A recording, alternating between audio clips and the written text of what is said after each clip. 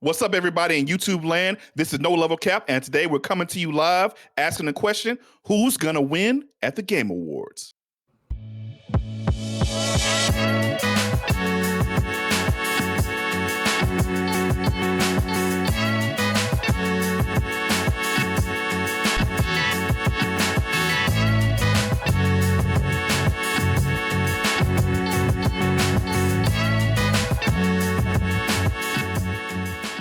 Yo, what's good, people? Welcome back to the No Level Cap podcast with all your friendly neighborhood black nerds, where we cover all the anime, all the gaming, all the nerd culture stuff, absolutely zero of the BS, with a new episode every Monday morning. I am your host, Sage Ashford. These are my co-hosts, Devin Butts, Will Coleman, sorry, Terrence Flowers, and Rakeem Beck. My bad, y'all. Like Rakeem said, this week we are talking about the Game Awards. But first, I would like to remind y'all that the Game Awards are happening December 11th, and we will be reacting to it live just as we have the last few years. We'll be here looking at the trailers. We'll be here looking at the awards and doing our traditional breakdown after the fact. So make sure you come and hang out with us on YouTube. But we're not going to waste no time. We got a lot to get into. There are a lot of awards categories. Look, man, we skipped the Esports Awards. Don't come at us. Don't ask us. It was just going to be the same thing that I've seen some other people do, where they go, hey, man, I don't know anything about this. So unless somebody got somebody they want to say that to win. Are we talking like best Probably esports Mini player? RD gonna get an esports player, I would assume.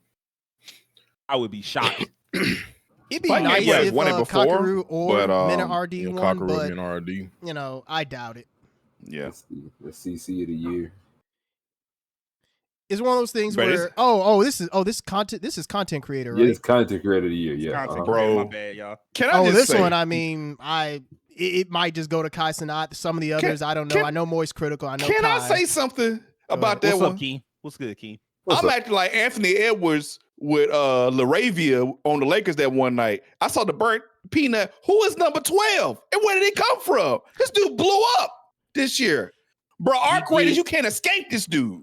You cannot. Where did he come from? I'll be watching Summit sometimes play Arc Raiders. He be teaming up with Peanut all the time. I was like, who the fuck is this guy?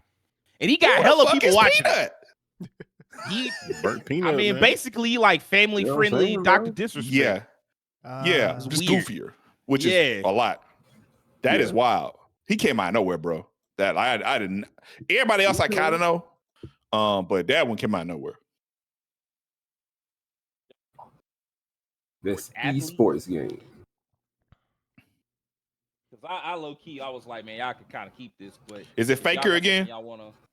Okay, Oh, even Kakaru was up here. So Oh. Kakaru yeah, was on Kakaru here. and Mina Yeah. RD are on there, which it'd be great if one of them takes it. I know Kakaru, he recently Man. he retired just due to I think some kind of illness or something that was Yeah. going on. Oh, with I didn't him. know that. I think it's a neurological issue he got Yeah, going that's on. what it is. Yeah, it's a Mm, neurological yeah. thing. Yeah. That It- sucks. It'd be That great blows, if man. either him or Mina RD took it, but it's one of those things where I don't know if in comparison to like the League of Legends or Valorant players, if they really The popularity stand a thing. chance in that Right. regard. What's good, King? I don't even. Well, I was about to ask that. Like, man, it feels like. I mean, a part of it is algorithms, but like the relevance of Valorant and League of Legends, like even 2 or 3 years ago compared to now, is like way different to me. Like I used to see Valorant all the time, and like pay attention to their esports a little bit, and now it's like invisible to me. So I have no context anymore for who's competing in League other than Faker because he's a legend, and who's competing in Valorant. But I mean, of course, I'm not in those circles as much. You at I least think hit it's, like the fringes of it, though. I think it's an algorithm thing, and also like there comes a point in every game where like even if it's still popular, you just don't hear about it anymore, Right? Because It's it right. kind of it fades out of the public consciousness, and it just becomes like that fan base. Right. It's like Coca-Cola. Like we know it exists, but it's not like something you're gonna rave about. Like, let me talk about Coca-Cola. It's been around for 100 years. What are we talking about? What was that other game that also got big recently? And it was like a mobile game, Mobile game. and that motherfucker was. Is it Honor of Kings? Is that it? Mobile game? I thought the new Honor of Kings game was like an open world game or something. I might be wrong. It might be MMO? something else. I just remember it was some game that was like a Honor of mobile Kings game was that a got- MOBA, but it was like it's been around for a while. no mobile game like a phone Oh, game. okay. Yeah, I'm familiar with Honor of Kings. There I'm was just like, some it's been phone around for a game while. that got fucking gigantic, and like Mm, they had like some world tournament of competition type shit, really? and like it was like huge, and like I seen people basically talking about it just from the perspective of like, because it was like it was huge in like I think South Korea, and they were like, hey man, you know, look how big this thing got versus like what y'all told us it would be, and like the West has ignored this for so long because the West has a notorious dislike of mobile games. And I was like, yeah, and still really, because like if that bitch ain't available on PC or console, We don't I'm care. like, I don't care about it That's at a all. cultural thing here in America. Like we don't play Yeah. on mobile like that. We We don't. drive cars. We ain't on no buses. That is You know true. what? That is true. That Boy. is very true. That is the That's it. majority. That's very true. You Yeah. right. That's a big part. If 10 years from now we converted more to buses, that's a whole different conversation. It would be. It would Yeah. completely change shit. Yeah. And rocket.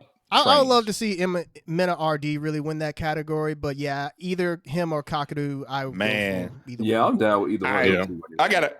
So what I category think is Mina this? got a Best good shot multiplayer at game? getting This Nah, this best esports game. esports. So let me say something right now. I got a personal vendetta. It's me against Mobile Legends Bang Bang because they stole. I played that game for a long time on my phone, and I remember specifically. This kind of goes against the whole Americans don't play with phone games thing, but I remember specifically playing this game. Someone stole all my account information. I got back in my account, and when I got back in my account, the motherfucker was playing the game while I was in my account. It was the craziest shit I ever seen. I was watching him play the game on my phone while I was in the game.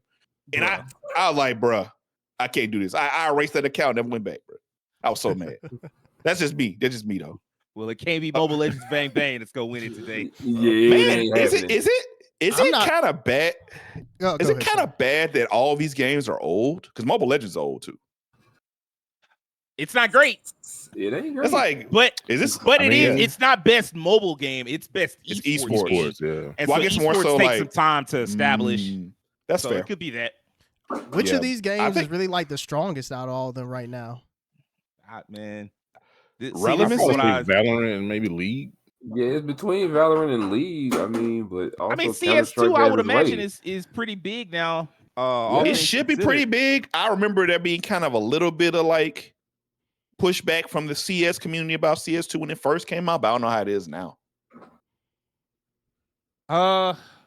I Do feel we like care? League of Legends is probably the safe bet, but this is just Yeah, one of those categories where I'm just not into any of these Yeah. games, so I really Man, can't get I'm an not eminent I'm not if it too was- into these games If like it was that. fighting games category, I this was going is to way say different.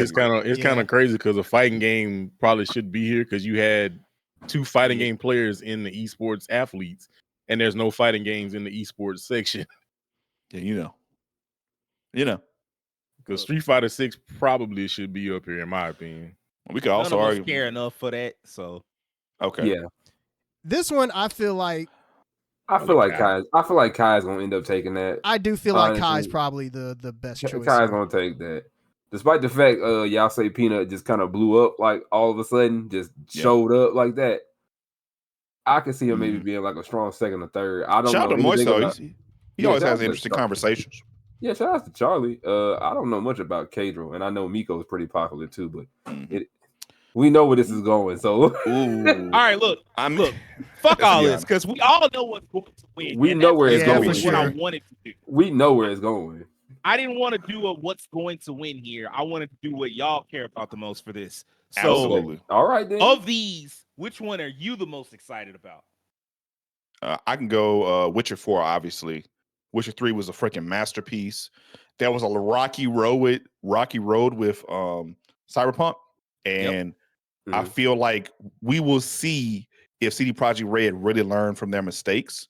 Because if they did and they improve upon the initial experience of Witcher 4, we could go into another generation or the end of a generation with a really cult classic masterpiece again. And that'll be really dope. So I'm rooting for Witcher 4. I cannot wait to play that. Love that series of protagonists. It makes perfect sense if you play Witcher 3. If you play Witcher 3 completely and didn't see this coming, you didn't play Witcher 3. You definitely. There's no way. There's no way you play Witcher 3 and didn't see this coming. I just can't believe it. So yeah, Witcher 4 for me. Okay. I'm also Witcher 4 of these. It's not my most anticipated game, but it is my most anticipated game on this list by far. Mm-hmm. Wolverine is cool, but I'm tired of Wolverine's overexposure. Like, he's always been one of those characters that you can't fucking get away from. And him getting a video game is like, all right, cool, but like, let me know when y'all getting the X-Men out, which apparently may be 7 years down the line. I think that Oh, might, yeah. because I've without getting too deep into it, that seems to be the next game after Wolverine. Well, after Spider-Man 3 is X-Men. So, but Wolverine by himself, get that Canuck out of here, bro. Terrence, you got one? Not the Canuck. I know, right? I am curious to see how Wolverine comes out, just because of everything that happened to Insomniac. Like, their plans just getting disrupted. The leak of the early, not footage, but the early build of Wolverine. I want it to be a great game, just so that Insomniac not having a comeback, but because they didn't go away, obviously, but it would just be really good for them if Wolverine is the hit that it needs to be. Mm-hmm. I concur with that. Also, Insomniac, it does feel like they're in a weird spot, because I feel like in the aftermath of Spider-Man 2, like, at first people was like, oh man, this game's great, it's better than the original. And then like 8 months later, people was like, man, actually Spider-Man 2, it wasn't all that. And I kind of prefer Miles, and I kind of prefer Spider-Man 1. And I understand that there's some cut content, and like the game, some people feel like it should have been like either a big expansion, or it just should have been a longer game because you needed more time with Venom and all that. I get it. But that does mean ultimately that game isn't as fondly looked upon as some of their other games. Certainly not as fondly looked upon as Spider-Man 1 or as Ratchet and Clank. And so it would be cool for them to have like a proper bounce back. So Yeah, that and Wolverine Wolverine to go well. It'll be interesting to see how they expand the Marvel universe with this one, because this will be their first game outside of just Spider-Man. So that leads me to have to ask this before I move on and ask Will and Devin what their most anticipated are. But I got to ask you this, Terrence. Do you think that there will be a connection between Spider-Man and Wolverine? I don't know. I feel like they'll probably focus the big focus will be on Wolverine, obviously, and the X-Men, and maybe, just maybe, like a hint of Spider-Man being involved somehow, or at least being in the same world, will be mentioned in some kind of way. Maybe they'll be like, hey, that stuff that was going on in New York, we had nothing to do with it, but we were aware of it, or something along those lines. Just something that's kind of like a throwaway that lets you know they are aware of the events that are going on in Spider-Man, but they're not like part of it, essentially. That's fair. Will, what about you, man? What's your most anticipated on this list? Well, I was kind of split between two of them, because I am kind of wanting to see how Wolverine kind of plays out. But I'm also really looking forward to Resident Evil, as someone who's a huge fan of the series. Yeah. So I'm just I want to see how they do this, because they're kind of slightly tying back into a game that they hadn't thought or talked about in over 20 years. So it makes me wonder, how are we going to play this story with Grace here? How are we going to talk about what happened with her mom, Alyssa, and then bringing in these, I'm pretty sure it's going to be other characters from Outbreak probably popping up in this if they hadn't died on the in-between of, the timeline of the series. So I'm very interested in how the story's going to play out. I want to see how they do it. Is there going to be some level of combat? Because some of the small clips I've been seeing, it kind of gives like a halfway, like, Outlast like feeling, like you kind of defenseless at a point. And I'm just like, this feels kind of different from what I'm used to. So let's see what happens with Resident Evil Requiem. They had the rumors of which character was supposed to be in the game.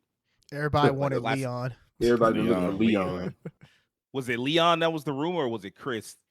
I think it's been Leon. It's been Leon that people have really wanted, but unless Capcom is like really hiding their hand here, I don't think that's going to be the case. Right. Okay. Yeah. All right, Devin. What about you, man? What game are you looking forward to the most? For me, it's between Resident Evil and 007. I kind of want to give it a 007, because if they can rekindle the magic of 007, Everything or Nothing, and I'm all for it, because they haven't. I hadn't played a 007 game in a while, and that's like one of my favorite games on PS2. So if they can recapture that type of magic with First Light, I'll be down for it. What I've seen so far, it looks pretty good visually. The set pieces they've shown look pretty dope. The frame rate was a little iffy, but I mean they still, they got time to, I guess, work those kinks out. Some people are kind of mad that he's like young, and it's like, I guess you technically you don't supposed to have an old 007. I don't care that much about that. If the game is dope, I'll play it. But I think I might give it to that just because I'm like, if y'all can rekindle the magic that game was, y'all got me. But I also am hyped for Resident Evil, but I played it so much the past years. I ain't played a 007 game in forever, so that makes sense. Yeah, that does make sense. Let me hit backwards. Well, actually, let's just So next up, best adaptation, recognizing outstanding creative work that faithfully and authentically adapts a video game to another entertainment medium. I do have something to say, but first let's get settled because we've been kind of just haphazardly doing this. Let's do this right from now on. The nominations are a Minecraft movie, Devil May Cry, Splinter Cell Death Watch, The Last of Us Season 2, and Until Dawn. Why isn't Sonic the Hedgehog 3 on this? That is I don't get it. I have no idea. That's a huge omission. Like, Or what the fuck Castlevania. is going on here? Like, It's Sonic, really weird. It missed the nominations last year because it came out in December, but that just means it should have been on this list, and there aren't that many. And Until Dawn, people wasn't swearing by that game. I mean, by that movie, no way. No. Like, you could have easily put Sonic the Hedgehog on this. So, like, what happened? I don't get it. The game, watching Alana Pierce's recent video about the Game Awards and how their nomination process works, it seems like it's kind of a mess in terms of when stuff comes out in like November and December, it somehow isn't, it can't be included in the following year's Game Awards, but then it can't really be included in the next year's Game Awards. Is like so weird. So are you saying that it can't because it's like the rules say they can't, or it can't because they forget?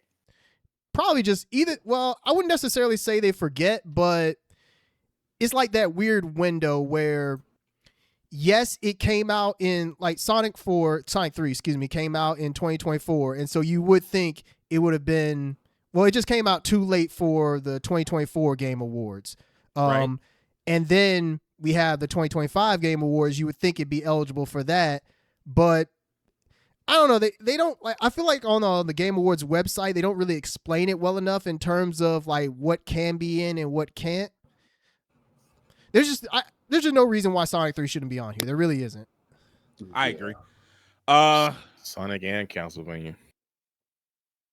Ooh, I hadn't watched the new Castlevania. I just finished the Castlevania series earlier this year, like the OG one. And so Nocturne, what is it, season 2 or 3? Season 2. Yes, 2 seasons. Yeah, you could have. Did that come out this year? I think that's a good question. It might have came out last year, didn't it? Am I tripping? I thought it was this year, early this year. The second season. Yeah, came out early second this year. season of Nocturne. Yeah. Okay. Yeah, if that's the case, then yeah, that's a. Where's Twisted Metal? Where's the great show Twisted Metal? I thought it was such a good show. Why is it not on here? Because it sucked. Well, you mean Mangled Iron? It was greenlit for a 3rd season, so everybody take it. What on here last year? Bathroom every day. She's made every day. It was on the list when the first season came out. I do remember that. Yeah, the first season came out. It was on the list. I know Last of Us was on there one time. It's on there again too. So yeah, season 2 did come out this year, so I can understand why that's on here. And if I'm casting my vote, or if I'm talking about what I think will win, it probably will be Last of Us season 2, even though season 2, to my understanding, was not as well received as season 1. But if I had to guess what would win, it'd be Minecraft. You know what? That is a possibility, just because that movie was so successful. I was very surprised by that. I'm not gonna lie to you. Yeah, I thought that shit was gonna flop hard, and it went double platinum. It's this, I'm gonna be upset. Until Dawn was hot boo boo. Last of Us season 2 was not great. I didn't finish all Devil May Cry. It didn't look like nothing super special. And in Minecraft movie, I don't know. It's I don't really follow Minecraft. All the negative publicity about it with all these kids acting like they ain't got no doggone sense in these movie theaters. Yep. I don't know. To me, I Well, was that so was Splinter I mean, that was the thing though. Like the kids acting a fool in the movie theaters. That was like the hype, the chicken Yeah. jockey and all that bullshit. Yeah. Right. They So- encouraged it. They say like, "Hey, when that scene comes on in the movie, like act a fool." Do so there was actually, I remember articles about theaters having to like clean up after Minecraft movie premieres. That's because That's the thing, though. That's the like, theaters, they so desperate now that they need anything, and so like they'll take a moment like that. I think Yeah. if that had happened a decade ago, people would be like, "Hey man, y'all need to chill the fuck out and Right. take that shit They, somewhere else." they would just But it's ban them. like, that's yeah, the that's thing, why like- they like, yeah, get out. was the movie good? I don't want to say, oh, it was good because of gimmick. We got kids to say something and throw popcorn. Was the movie good? Was it? I mean, was it- you'd have to ask mean, a genuine you have to Minecraft ask. fan, and I don't Yeah. think any of You us have can to answer that. Yeah, That is true. I can't- Not I none of can't us say play that must not Minecraft. been. I can't. Of these, I have seen all of Devil May Cry. I watched all of it. I've watched a good bit of Splinter Cell Death Watch. I've not completed it, but I'm a Splinter Cell fan, so I have seen some of it. I only watched a few episodes of Last of Us Season 2 with Devin, and the other two I'm never going to watch.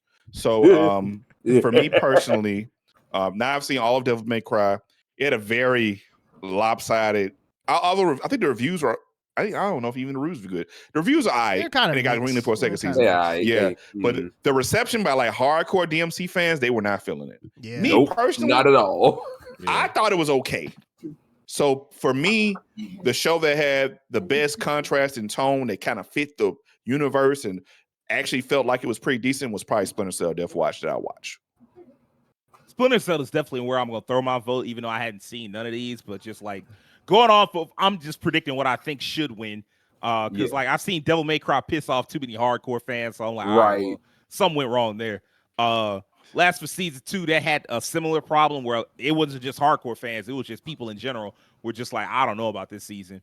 So that one's out.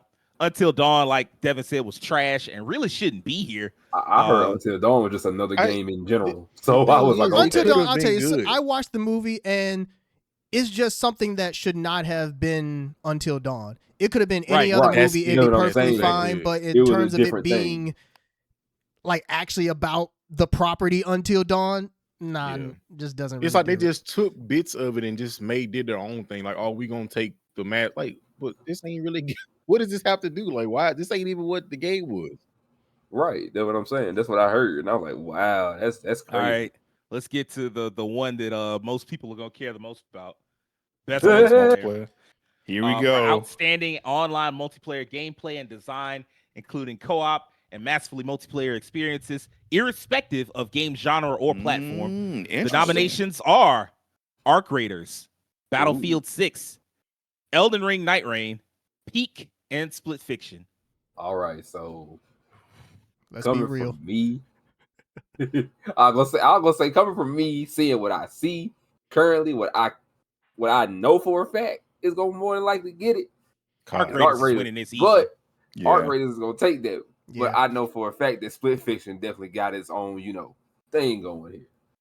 It's very good. I played Split Fiction. Out of all these, Split Fiction got forced out of Game of the Year, to be honest. So yeah, out of all these, I'd say Split Fiction. I mean, no disrespect to Peak, but I feel like Split Fiction is the most unique out of all these. But yeah, Arc Raiders I think is gonna take this one. It's just people just can't stop talking about it. I will say though, Battlefield 6 is a very strong contender here, just because that game. Oh yeah, I did not expect it to be as big as it is. I'm actually kind of glad it is. Truthfully, they just came out with Battlefield. It's like it's just old school Battlefield. We ain't add no bells and whistles. Like we ain't do no extra bells and whistles. Play it. The Joystick Awards, Pete got the multiplayer game for that one, I think. Yeah. Theirs are weird though, because like they've already won the award. Like the nominations went out, I think a month ago or something like that, and they already just like, hey man, I'm like, damn, like there are a lot of games that are gonna get left out if you do your awards that quick. But right, I think Trails did 3rd for RPG at the joysticks. I heard. I didn't know it was nominated. I think so. I heard they won some award at something. So if Trails fans like, we'll take it. I mean, I will take it. We'll talk about trails later, but for Yeah. right now, I mean, like, But for right now, yeah. I don't see a world in which anything other than Arc Raiders wins. Like Battlefield 6 did have a moment, but it felt like that moment got like usurped almost immediately by Arc Raiders, to the point where Battlefield 6 even came out with like a battle royale version, Red Battlefield Red Sec. Red Sec.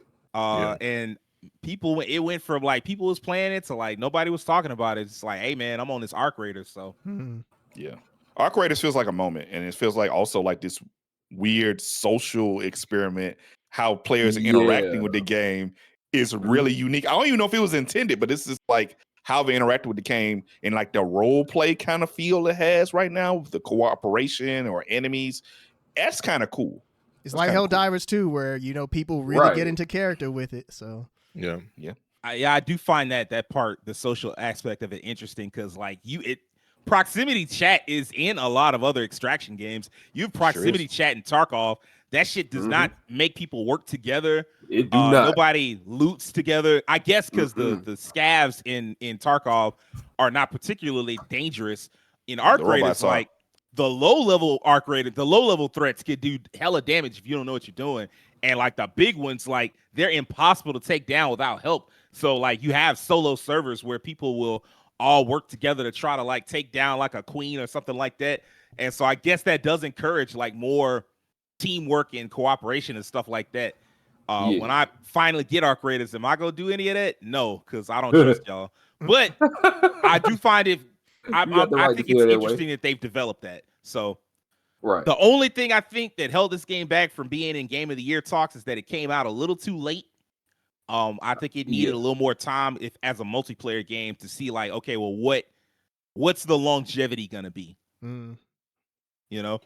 Especially like, the weakness of every multiplayer game is after an update or two, all of a sudden the fan base kind of turns on it. It's just like, why'd they do this? Why'd they nerf that? And next thing you know, like a game that everybody loved is suddenly trash or whatever. So like, but yeah, I'm laying mine down for Arc Raiders. I would good bit. Yeah, I think that makes sense. Yeah, I'd be shocked if anything else won. If Peak won, I mean, like Peak felt a little too simplistic for me, but people was playing the hell out of it for a little bit. Hey man, it's Peak. People was at it. I will say, I mean, this is one of those cases where, hey, just being nominated, you've already won in a sense. So absolutely. For small or indie developers at all, that's a huge deal. Yeah. Because you can put that tag on all your games now. And absolutely. Game nominated of the year nominee. 2025 Game of the Year nominee. That shit carries a little weight. So for like smaller games, absolutely. Oh, yeah. Next up, best sports and racing. We're not gonna spend too much time on this, but for the best traditional and non-traditional sports and racing games. Sonic. And so here we go. The nominations are EA Sports Football Club 26, F1 25, Mario Kart World Rematch, and Sonic Racing Cross Worlds.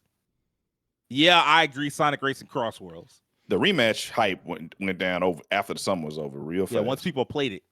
Once people like really sat down with it for a while, it went down really quick. It just didn't. I actually quite enjoy watching it sometimes, but I guess it's one of those things that's like it's fun, but it's not doing anything really like.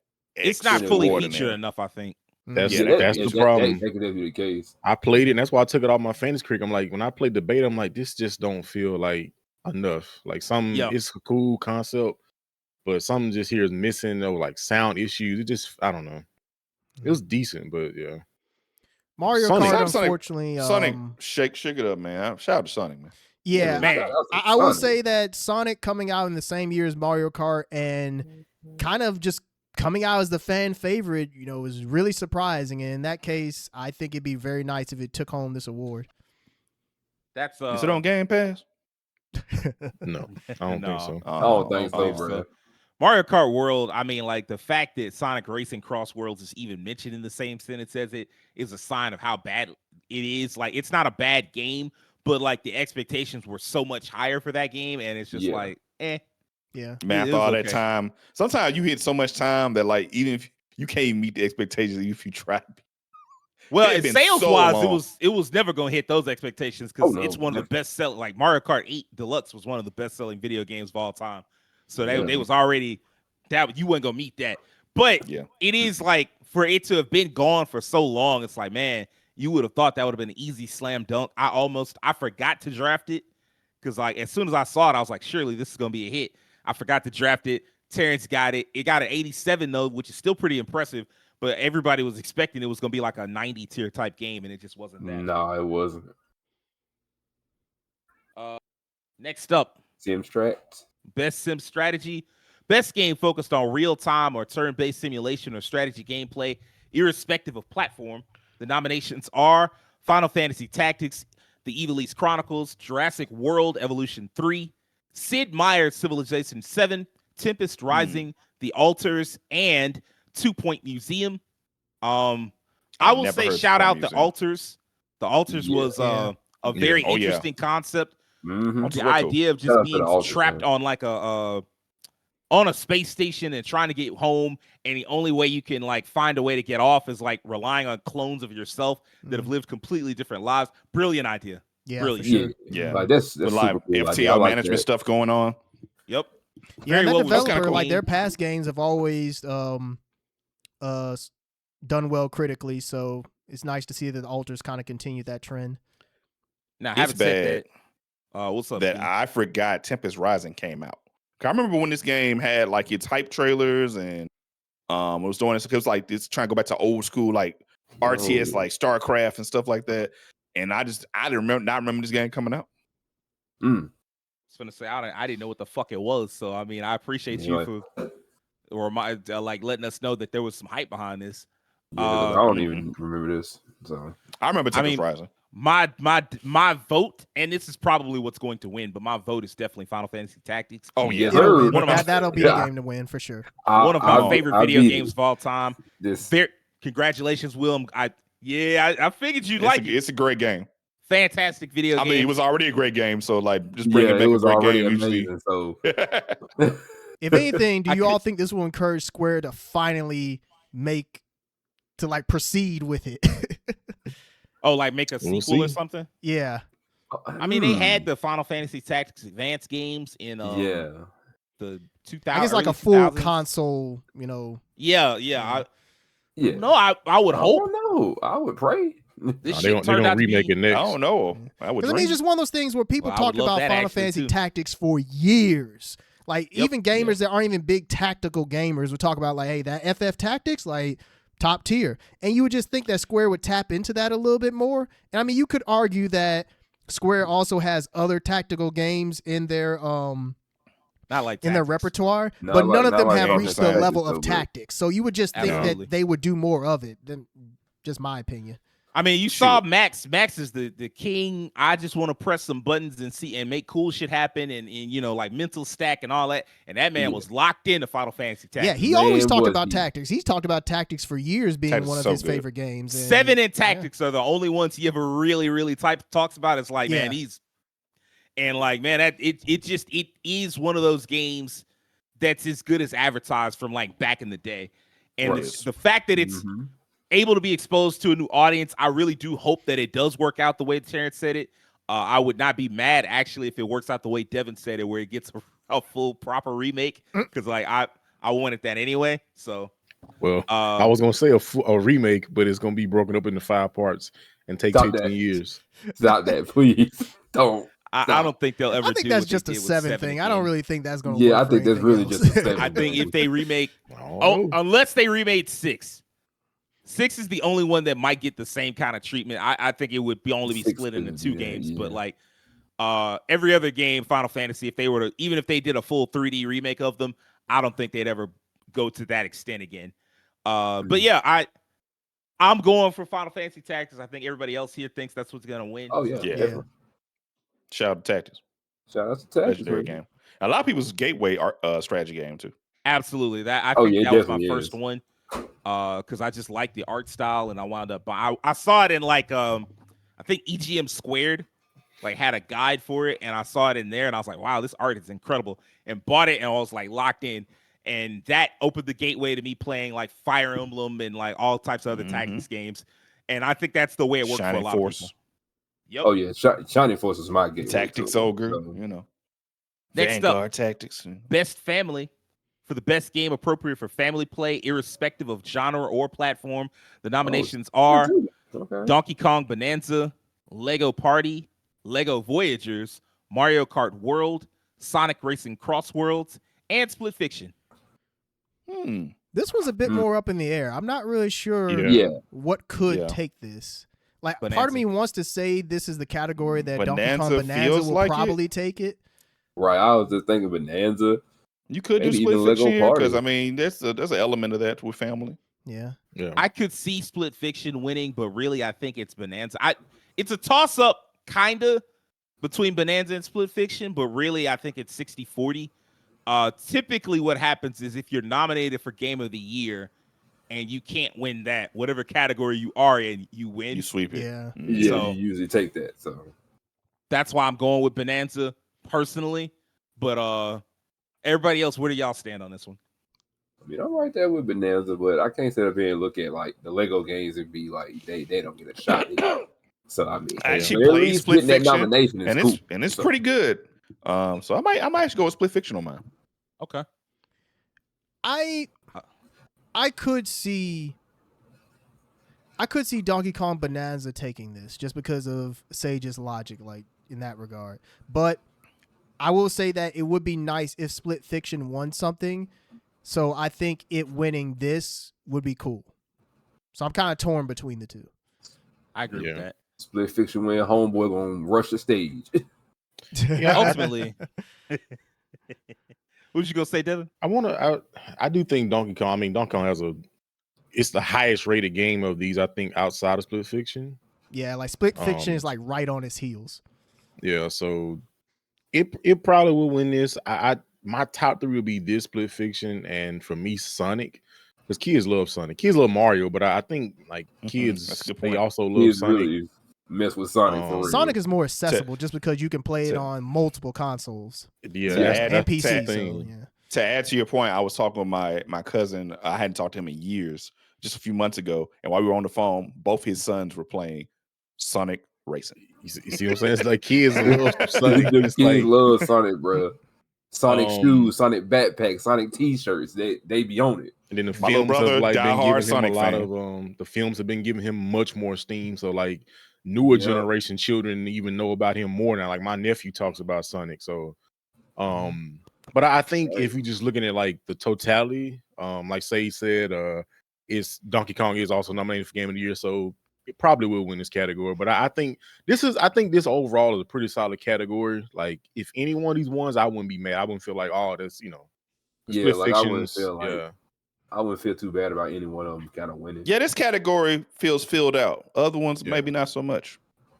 Yeah, we're about to get into some discussion in just a second when we go to the next category. But I'm going to throw my vote for Donkey Kong Bonanza with the caveat that I'm not. Whatever wins here, I would be like, yeah, that's deserving. Yeah.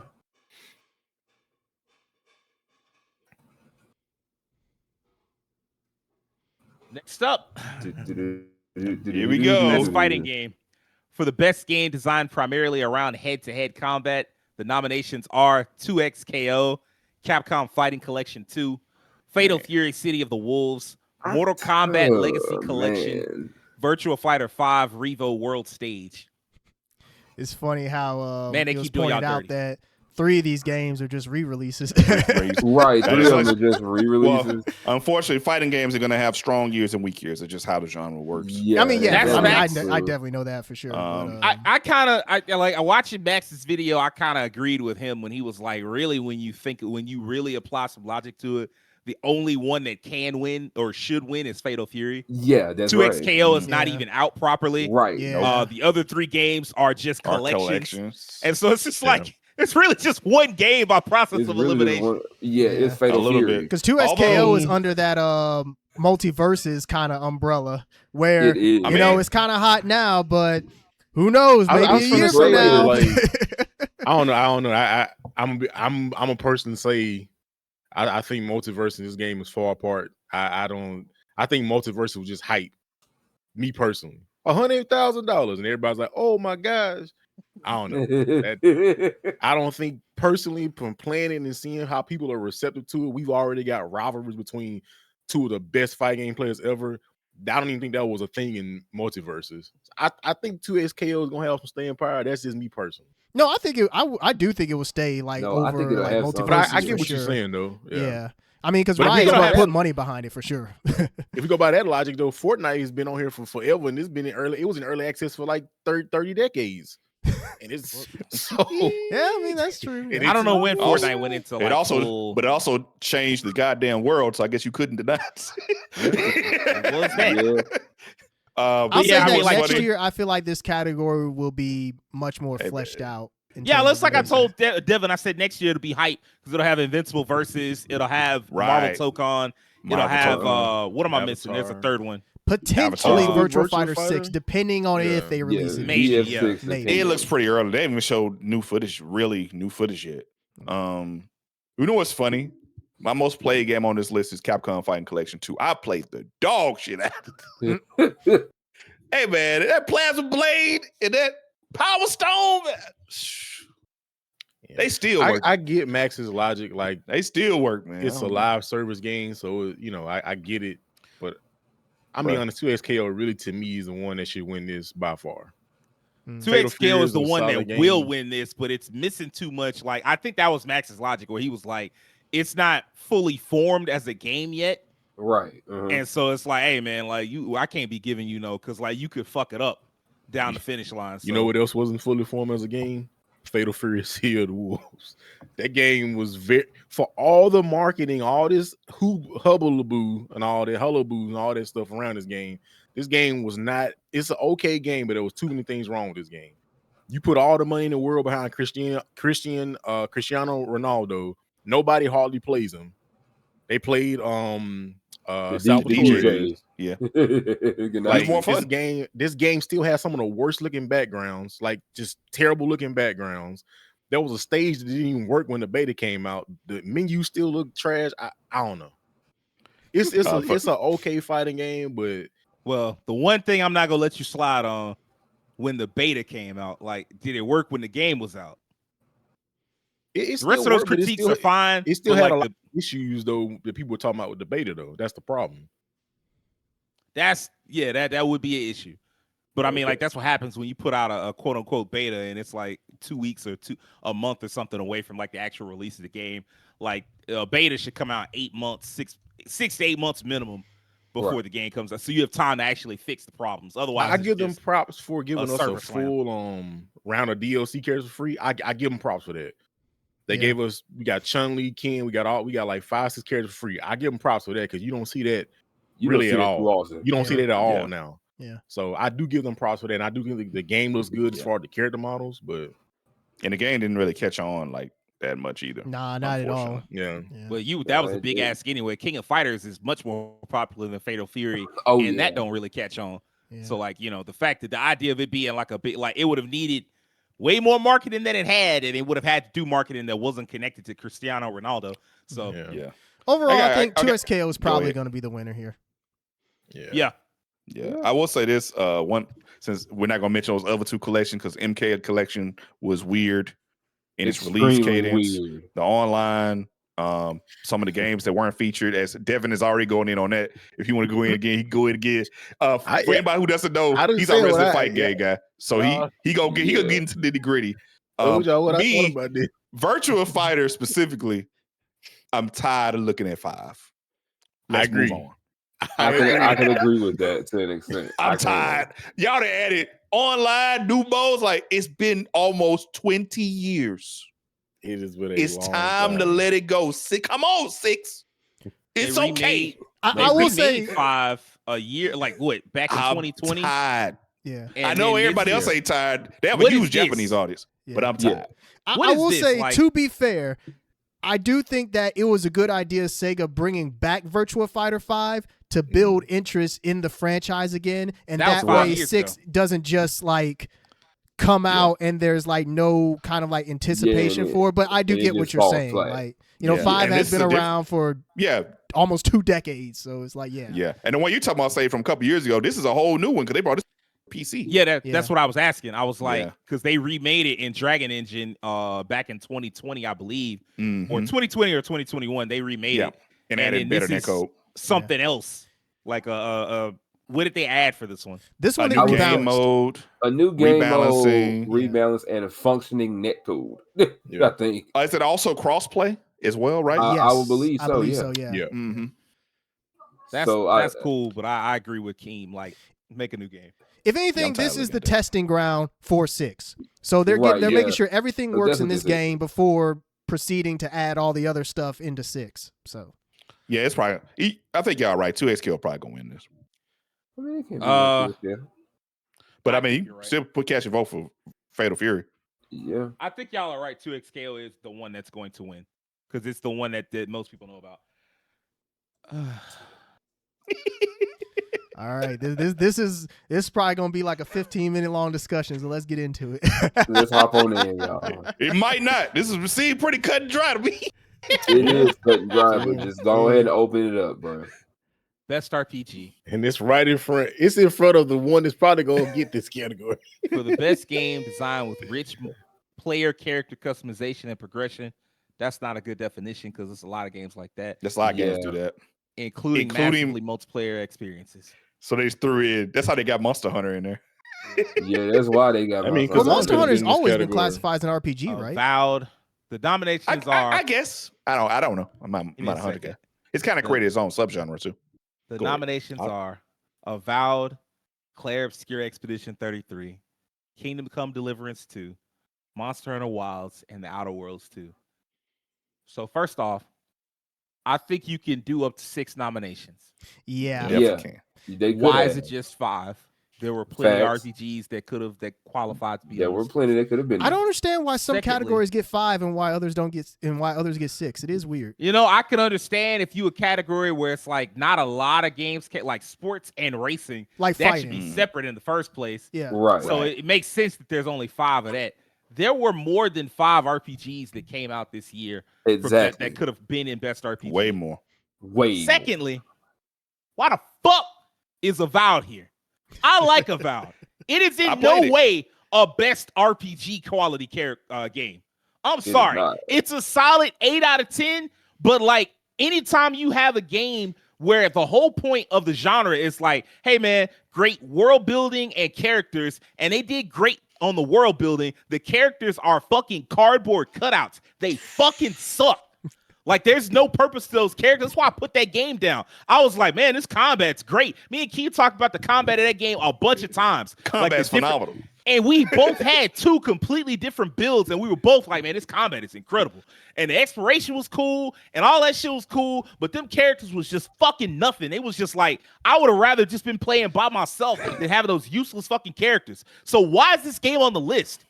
And Monster Hunter Worlds ain't even a fucking RPG. What is going on? Why is that here? I don't know. Like, this damn near malpractice. Like, where the fuck is Trails? And I'm not saying that Yep. just as a Trails fan, but as a fan, it's like, hey man, this is a fantastic fucking video game. Like, you look at OpenCritic, it's got a 90. You look at Metacritic, it's got an 88, but it's not here, I guess, because not enough people were on the ball and they just forgot that game fucking existed. Where the fuck is Digimon? Digimon is at least as good as Avowed, probably better. So, like, why is that not here? And I guarantee you, if like, and then what about that other game, 100 Line or whatever the fuck? Yeah, yeah, people have been yeah, talking very about well that. yeah. Which that You scored. could have put that on here. Yeah, that scored about the same as Avowed. So yeah. I don't get it. This is still I- what a I- weird fucking category. You know what? I'm just gonna throw out something I always see whenever I hear about this. Whenever I heard about this category and its nominees, was that they say Jeff would never let a JRPG really sit up there like that. That's a lie. That's They- not true. You know, Blade Chronicles 3 was they- on this. Final I know Fantasy, that. That's what I'm saying. Metaphor, like, I know. Persona They say 3. they'll never. I can't get my words right. They say he'll never let an anime style RPG sit up in the forefront like that. And I'm just like, really?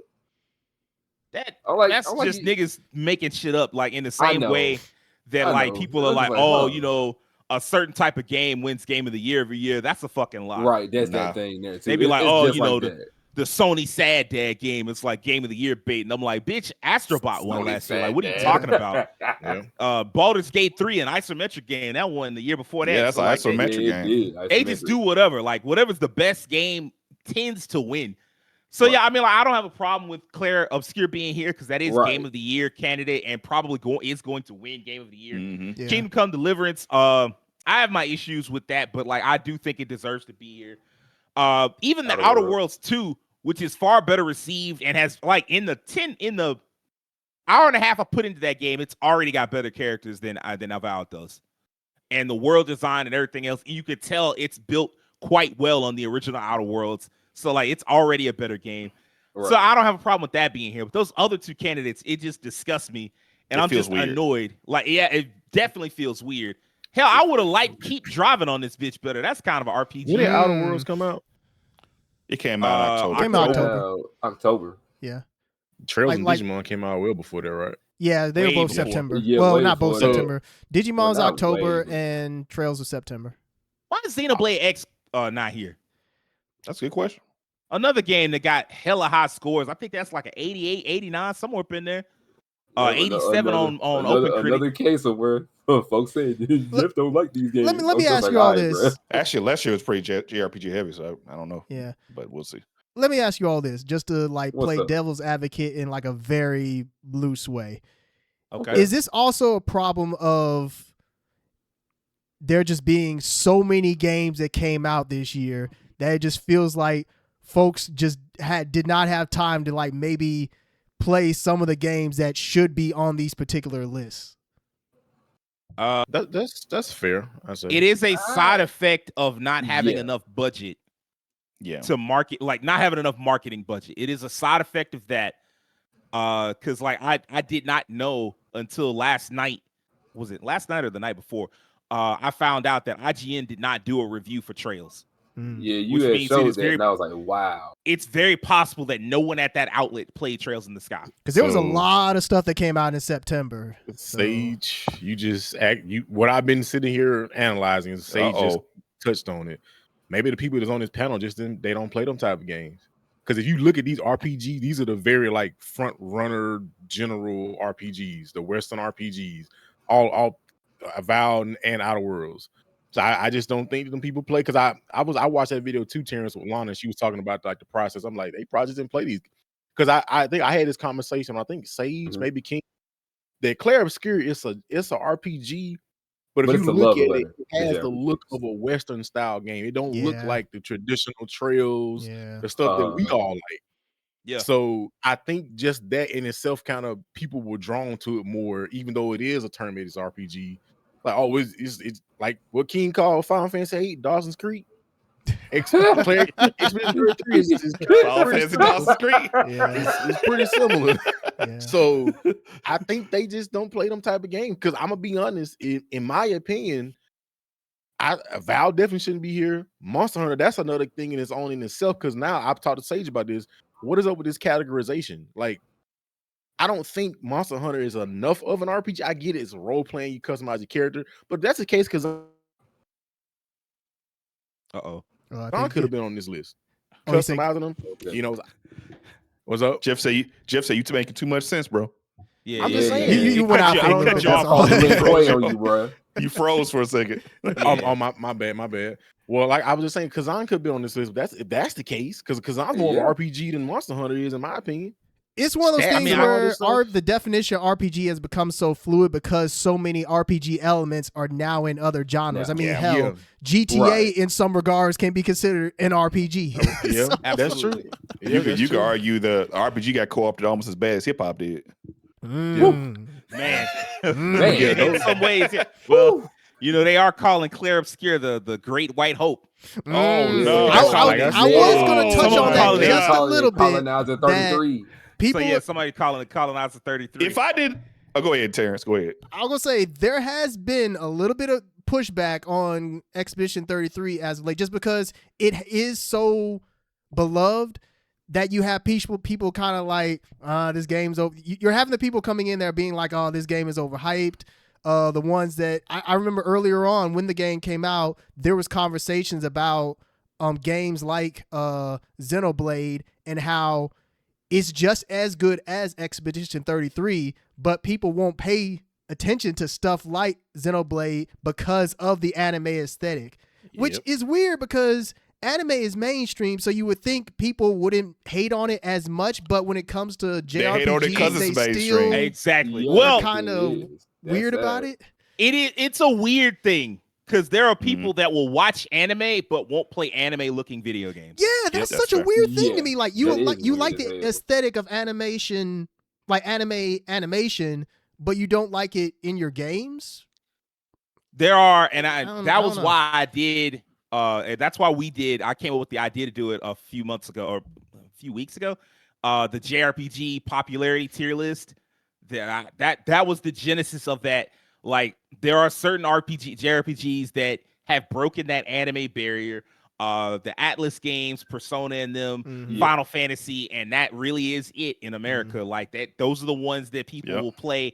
And Yeah. even those, like their aesthetic doesn't quite have the same look. It's not quite the same as like a Something like Trails that. or a Tales or a Atelier game or Yeah. Xenoblade. Like those are more straightforward anime. Persona has its own unique look that as soon as you see it, you go, I know that's Persona. Yeah. You're right. Yeah. And Metaphor That's has the true. same thing.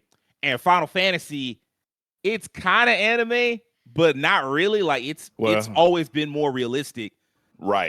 It's It's anime always had adjacent. more of It leans yeah, more. it's thank you, Terrence. It It's leaned anime more in adjacent. some than others too, and it Right.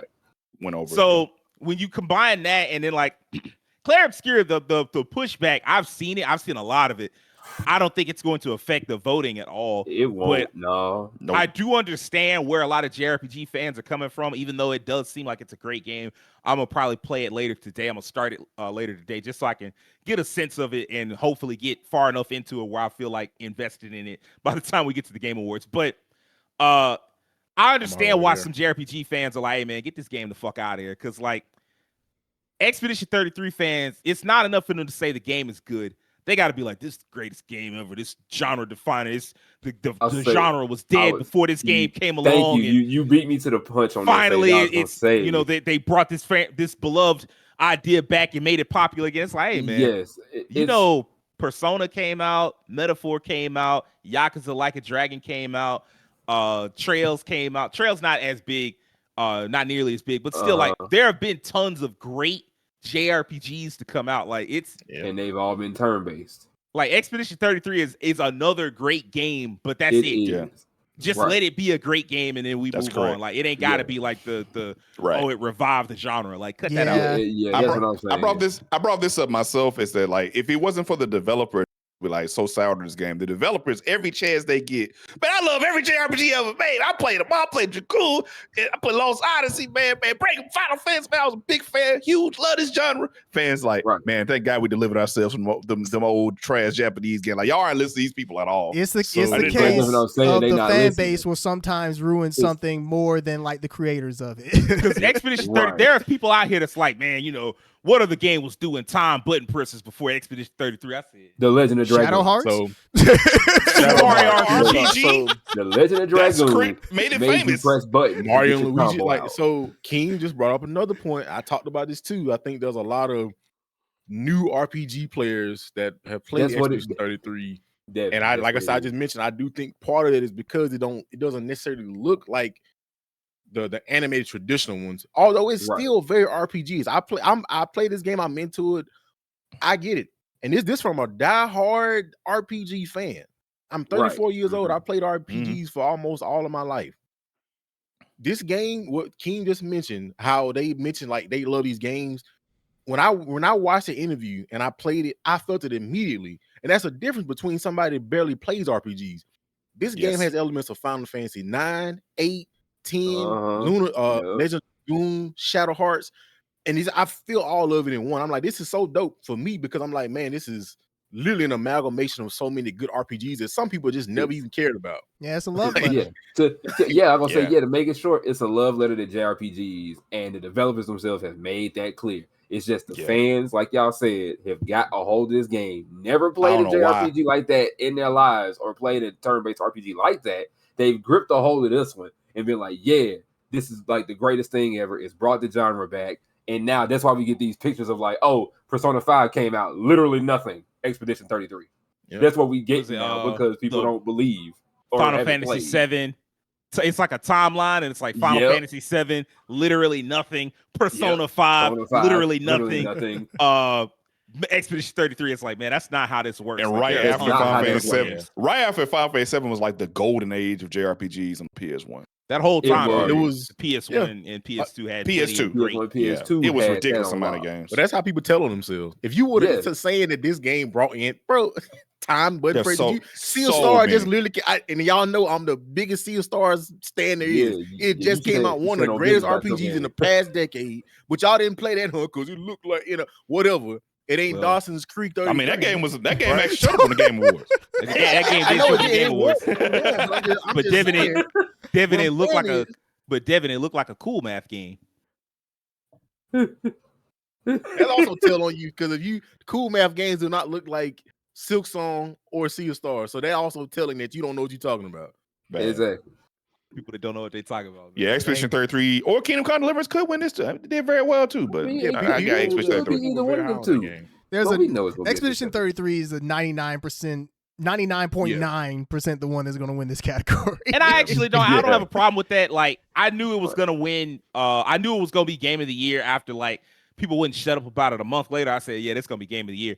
And Yeah. then if it's Game of the Year, it's gonna win pretty much every other category it's in. So I'm not surprised that it's gonna win Best RPG. I actually don't have a problem with that at all. I just don't think the fact that like games like Xenoblade X isn't here, Right. I even get though what you're Xenoblade saying. 3 was here like 3 years ago. Like it was Xenoblade 3 was nominated for Game of the Year. Yeah. So like I don't understand why Mhm. Xenoblade X all of a sudden y'all forgot about that bitch. Like it's still a great game. Like This it is- deserved to this- be here. this- Certainly this the over what- Avowed. This the West Revenge year.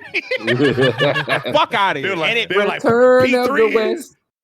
and it pissed me off a little bit. Metaphor. Well, It's too much. Well, Return as far of as the the- West. as far well, we'll see about that when we get the Game of the Year. Let's see about how the West Yeah. did then. Ooh, how the West was But- lost. Yeah, how the West was lost. Yeah, how the West But was like, lost. and I just to see so many people hype up Obsidian, and I mean, like, congratulations to Obsidian for getting 3 fucking video games out I know, that are right? quality video Yeah. games. Where people are like, "Oh man, they got 2 games out in the best category list. That's incredible." I'm like, "Yeah, one of them shouldn't be here." This shit, That like, shouldn't be here. it's like Black Myth when that shit I'll got give 'em nominated for awards, Game of too. the Year. I was like, man, if you don't get the fuck out of here. I get Another game him that out of should've words been too. here. And really I did would set up replace this the Avowed with that. category That for a was minute. a remake of Oblivion. Mm. So I feel like that was better received. Damn, I that feel did like come it out should've this had a- year. You're right. Yeah. Damn, that Wow. did, huh? I'm gonna keep it a buck with you, Devin. Between Avowed and Oblivion, I'd rather Avowed be here. Mm. I mean, I put some time into Oblivion. It was cute, but the combat system wasn't as good as Avowed. The world building, I kind it of like. never the will. world it's an a little old bit more. game though. It's just an old game. So Yeah, it's like I 20 know years that. old. I know now. that was one of the critiques was that maybe it's too faithful.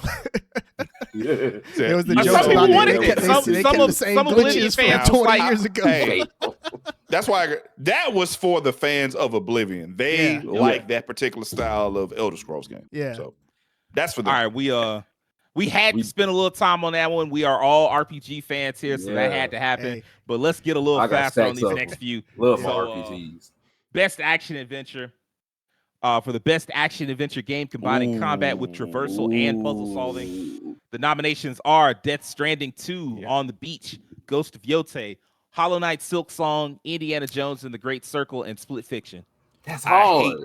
So- I hate that so many games I haven't played Indiana Jones yet. I've been wanting to play that for so long. I was actually just Man. going to say, so this is a weird one because Indiana Jones It's here technically from last came year. out in December of last year But for the Sonic could be Xbox, but it had the Yeah. PS5 release this year. So I guess that Uh-huh. technically is what makes it. Yeah. Right. Yeah. Okay. I Okay. mean, I see. Re- And it also Rebirth could've reviewed been on extremely that high. list. They Yeah, no, could've it both on reviewed very well. Yeah. them. Anybody got? I think Hollow Knight's gonna take this. Hollow I Knight's think probably so. going to win it. That's I'm what not I'm gonna thinking. lie. That's I my really- bias here. Is Hollow Knight. So I give Looking my at, personal like, take. the- Oh, go ahead. Go ahead, Devin. No, Go ahead. you go ahead, King. So I have played a lot of Ghost of Yotei. So that's my personal favorite. I haven't finished it yet, but I spent several hours in it. It does a lot of things actually improve with the open world. I think things are more immediate in the game. The action is like always on more so. It's like one of the critiques that a lot of PlayStation games get in general is that people who are on the outside see it's like this feels too cinematic, too much walking, too much story. I feel like Ghost of Yotei has like the perfect balance. You still get the decent amount of storytelling, but the open world stuff, the action, it's like boom, boom, boom, boom. No wasted motion in that game. So much fun. So I have not played Death Stranding. I've just never been really interested in Death Stranding as a game. It's actually interesting to watch, like as a film almost, like as a walkthrough, but I'm just not a Death Stranding gamer. But it goes Yotei, boy. I can play that all day. So I'm gonna choose Ghost of Yotei for me. I watched a good chunk of Death Stranding 2. Kind of funny did like a very ridiculous live stream over 72 hours, I think. It was a blast of a video game. It would be my second place choice. I liked what I was seeing that much. It was very well done. Mm-hmm. I still don't think that it's going to top Hollow Knight. Probably not. But yeah, and Split Fiction. I mean, like, man, this is the wrong year. Man, it's in so many categories too. Yeah. Go back to the So many description. categories, so many dope games. So, It's kind of one of those things where it's like the Grammys, where you have an album that is like amazing, but it just doesn't end up winning anything just because there's other stuff there that could be just as good as it. And I feel like Split Fiction's unfortunately in that boat. it's in that boat right now. For me, if I'm looking at this description, the top 3 to me would be Hollow Knight, Indiana Jones, Split Fiction. Because puzzle solving is like, that's like one of the biggest parts of Indiana Jones, and combat. Traversal, I guess not as much. Split Fiction is probably the best In the puzzle solving part. The whole thing, because it's traversal, combat, and puzzle solving with another person. Right. I would say that would be the one that should win this. I love where it's more integrated. If I'm just looking at the description, I think Split Fiction fits that the best out of these 3. I feel. I get where you're coming from logic wise, because honestly, in any other year, I feel like Indiana Jones would probably be the forerunner in this. Yeah. That's why I say those. I feel like Hollow Knight's gonna win. I've loved the game. I like how you don't even have to play Indiana Jones. You just know there's puzzles. You just know. I've seen Indiana gameplay Jones. of the game, and like people have praised the puzzles, it's the Indiana combat. Jones. Yeah, like the adventure. Like Indiana I've heard people talk about how Indiana Jones kind of brings back that kind of like that old school adventure game feel that you kind of don't get tapped. It doesn't really get tapped into as much nowadays. Talos Principle. I got you. Yeah. Oh, Talos Principle. Yeah, kind of like Talos Principle, that kind of stuff. Yeah. Yeah, exactly. Ghost of Yotei definitely has traversal and puzzle solving, but it's not as integrated to experience as it would be in, like you say, Split Fiction, where that is the game. Yeah. Right. That's just literally platforming, action, and puzzle solving at the same time, all the time. Best action game. Ooh. Best game in the action genre, primarily focused on category. Battlefield should not be here, but Battlefield 6, Doom: The Dark Ages, Hades 2, Ninja Gaiden 4, and Shinobi Art of Vengeance. I feel like you could have added an extra category here. Like an extra game. Kazan would have been cool too. The other Ninja, Ragebound. Yeah, that game was good too. Ragebound. Actually, I'm surprised that Ninja Gaiden 4 is in over Ragebound. Because it was received better. Was it? But I'm pretty sure Ragebound was received more than. Ragebound. That's what I'm talking received. about. Yeah. No, that's what I meant. Ragebound was received better. Yeah, well, that's what I mean. That's why I'm wondering, like, why 4 is here over Ragebound. Like, so I will say that's what I meant. Okay, yeah. I just want to say real quick, Ninja Gaiden 4 is definitely the most actiony out of all these. Yeah, it is pure PS2 action style. So I get it. I understand it. So I have some problems with the game, but when it comes to just flow state action, the crazy stuff going on, I'm like, I get it. It's Ninja Gaiden, so it's that there. It does it. It does its thing. It's got problems, but it does action. If I was going to cast a vote here, I've played Hades 2 the most out of all these, man. Hades 2 is one hell of a game, man. It deserves to be in the Game of the Year category. And I feel like because it's in the Game of the Year category, it will probably take this category. But shout out to Shinobi. Shinobi, man, came in. Shinobi, though. Yeah, for real. That Shinobi? Amazing game. That game is freaking good. Amazing. Oh. Also, I'm happy about Shinobi being here because it's the first game in that Sega push. Say yes. So it's a good first game to come out to. Very good. I have not played Doom: The Dark Ages yet, which I freaking hate because I've played all the new Doom games. Oh, we thought I you love started them. playing it. I hadn't got a chance to. There's too many games. Too many too games, many. too That's the little problem. time. That's the problem. Because I know I've seen it. I know I'm gonna like it. I like Doom. Yeah. I love Doom. I played them, so I'm like, man, it definitely does some really cool things with the gameplay. Changes the gameplay up enough where it's just resting on its laurels, trying to do something different, a different type of setting for Doom too. It was received very well. There are some fans who don't like the changes as much. I know that, but each Doom since 2016, since the reboot, has done something different, shake the game up, and change things. Which I always want developers, if they can find a good balance between keeping the essence of the game the same, but also adding some new twinkles in there for game design that are interesting or like make sense. I'm all for that. And I think it strikes a good balance. So I hope it does well, but I agree. I think Hades 2 might win this. I also have Hades 2 and I have enjoyed playing that as well. Hades 2.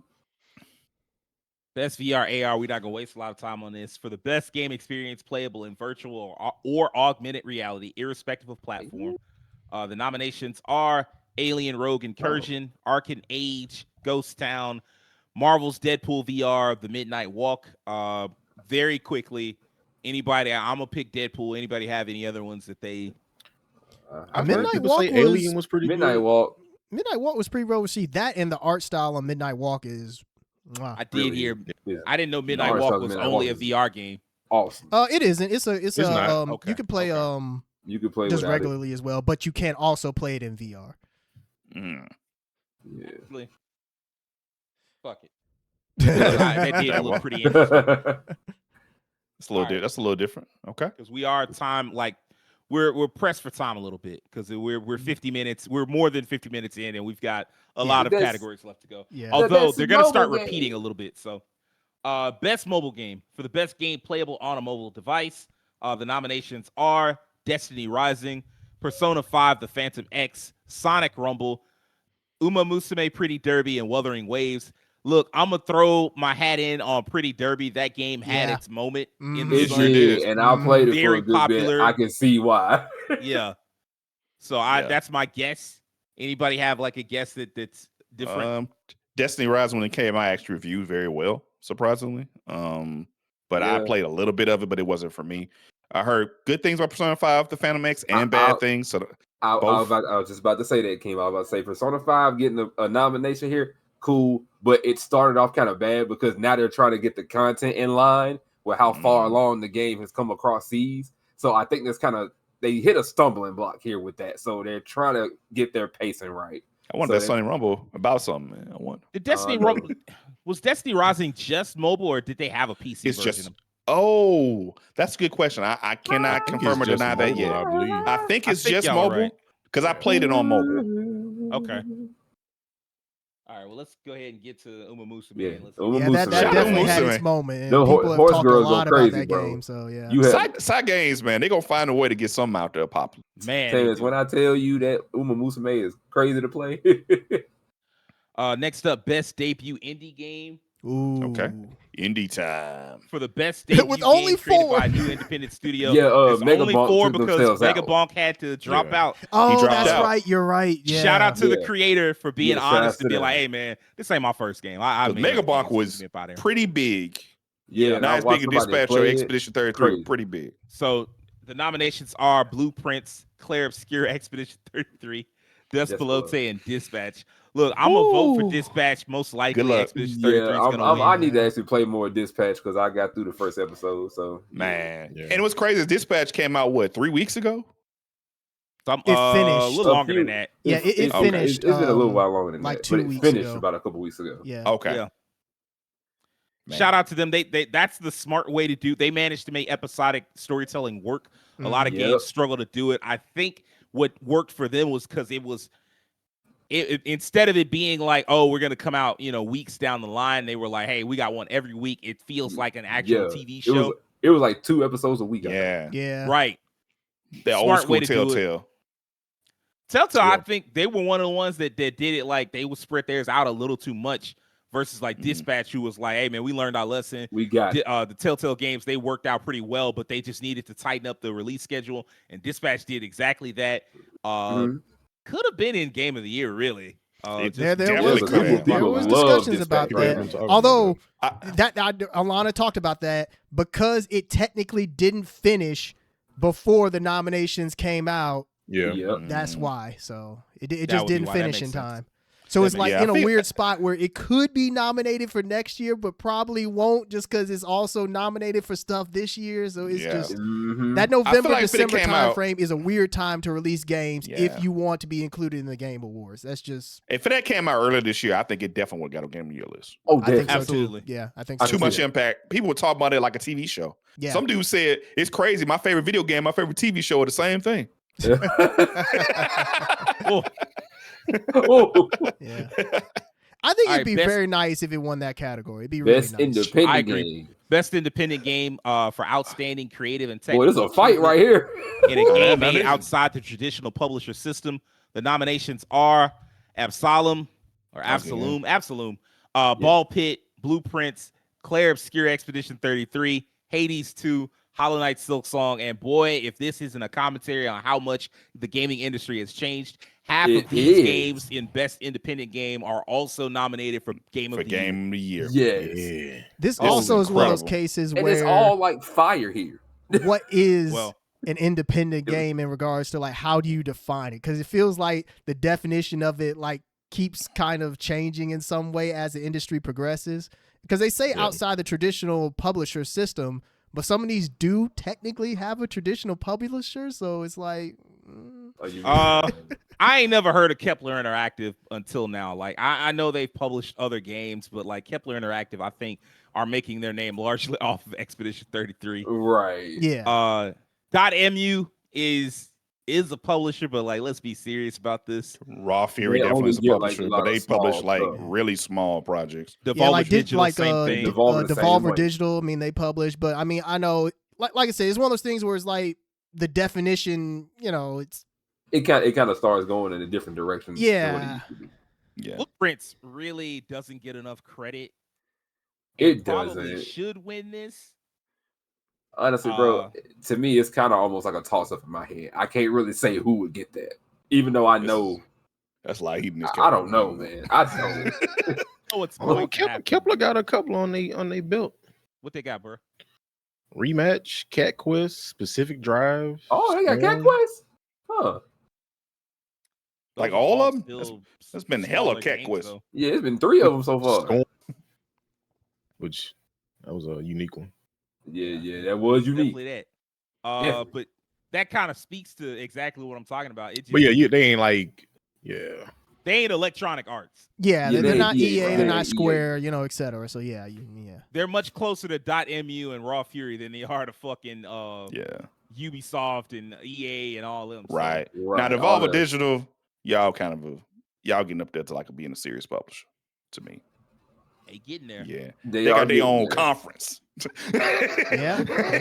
What's, true. what's so bad is their Yeah. conference is like a parody of a conference. It is a parody of a conference because they only do small indie style games, but still. yeah. Yeah, this is a fight. this I is would a fight, say since I only played Hades 2 and I really liked it, I would vote for Hades 2 personally. I mean, But personally, I for think me, it had to be Claire Silk is going Song. to win. But Yeah, I do really see think that. Claire is gonna win. I can see that, but I'm voting for Silk Song. That would just be me, though. I think it's gonna piss a lot of people off if Claire wins though, because they're gonna be like, "This is not." fair. Your This is not a your real mic. indie Can game." you just adjust your cord a little? Jesus, that was weird because I usually I have to. Well, never mind. It is touching me a little bit. I was just gonna touch say it, bring it back. Expedition 33 will probably piss people off if it wins, because it's like it has kind of like the AAA quality visuals. It does have that. Yeah. But Uh-huh. I mean, that You The know it what? animation- feels though. indie. I'll say this. Out of all these, in terms of independent, like really doing it independent, Team Cherry is Yes. the one, just because they were Yeah. able to release an indie game on their own terms and crash the It crashed storefronts the of storefronts. multiple consoles. So That I was mean insane. Yep. that Yeah, that's what I'm. That's Not to- that. That's a good point. You sold me on that. Also, Yeah. also you like know, you want to know the other thing about that too? go That ahead, even Will. that even made the pirates be like, hey, turn them torrent machines off. Open your wallet. Go buy that game. Don't do what you think you're gonna do. As Go somebody that is in the piracy scene, that a couple of people tried that, and then the sensible pirates was like, if you don't shut the fuck up, we're gonna play it first and try it out, and then if we like it, we're gonna buy it like we do all the time. I'm This just shit saying. not no exception to the rule. I know it ain't, but still, some folks are like, hey, bro, put your pirate hat down, go buy it. I mean, What the fact you that doing? argument was a thing, I think, that's That's what I'm speaks saying. The volumes. fact that was a thing, they were just like, hey, bro, go buy it. Like, Yeah. The only like, other how point you I would doing? make it, Go buy it. the only other point I would make is that it's a game that lived up to the hype after so many years. Did. Yeah. Definitely did that. That was It lived up. people asked for it for so many years, and it finally came out and it actually lived up to the hype. Yeah. It's another one Best we're not gonna community waste a lot of support. time on. Best community support, recognizing the game for outstanding community support, transparency, and responsiveness, inclusive of social media activity and game updates and patches. Baldur's Gate. The nominations are Baldur's Gate 3, Final Fantasy 14, Fortnite, Helldivers 2, and No Man's Sky. I almost want to go with No Man's Sky on this one. This the time I'm gonna say Final Fantasy 14 not getting it. I would have to get at the Fortnite borderline, or if not Baldur's Gate 3. I'm gonna give it to Baldur's Gate 3. They was adding all types of shit to the game. Yeah, they was out here. All for free. Like, you didn't have to ask for nothing. Like, you didn't have to give them a dime. They was like, hey, here, take some new classes. It's like, bro. They was like, hey, here you go, bro. New hotfix out. Go read the notes. We added some stuff for y'all. Take it. That was nice. The only reason I brought up No Man's Sky is because, like, the transparency, like, they put out their updates a lot, and what the updates were, what tech they were using, and then sometimes they do deep dives and they explain like why they were doing it and like how they use the elements of like their new game into their old game. That was pretty cool. I agree. Best ongoing game awarded to a game for outstanding development of ongoing content that evolves the player experience over time. The nominations are Final Fantasy 14, Fortnite, Helldivers 2, Marvel Rivals, and No Man's Sky. I think Marvel Rivals.